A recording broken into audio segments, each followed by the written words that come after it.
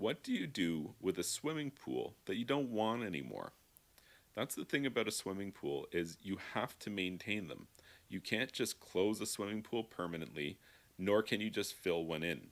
A lot of people don't realize that. They think, well, in a worst case scenario, if it gets, too much money to maintain, I'll just fill it in because, you can't just turn the pump off and walk away because it turns into a stagnant, stinky swamp that just attracts pests and bacteria and parasites, and you don't want that. And so you might think to yourself, well, I'll just fill it in then because it's going to cost too much to fix, or we don't use it at all. And in most places, you can't get away with doing that. There's bylaws against just filling in your pool. It's not just a couple of loads of dirt, fill it up, and that's it. Now it's, lawn. I'll put my barbecue there. In most places, you have to remove the entire swimming pool structure from the ground.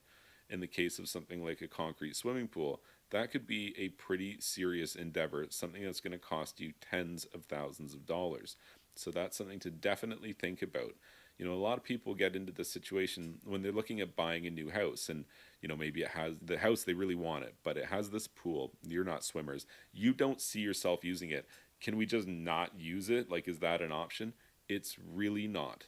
And filling it in is really more expensive than like it's usually close to $10,000 at least, if not double or triple that, depending on access and the geographic area that you live.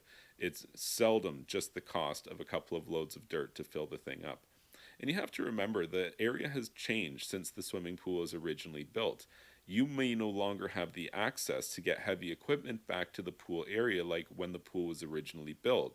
And so filling it in or doing something serious like removing the entire thing from the ground could be a lot more costly because you might not be able to get heavy equipment into that area anymore. So that's definitely something that you should be thinking about before you buy a house that has an old pool and you're thinking, well, I'm just not going to use it anymore. That's not a good idea.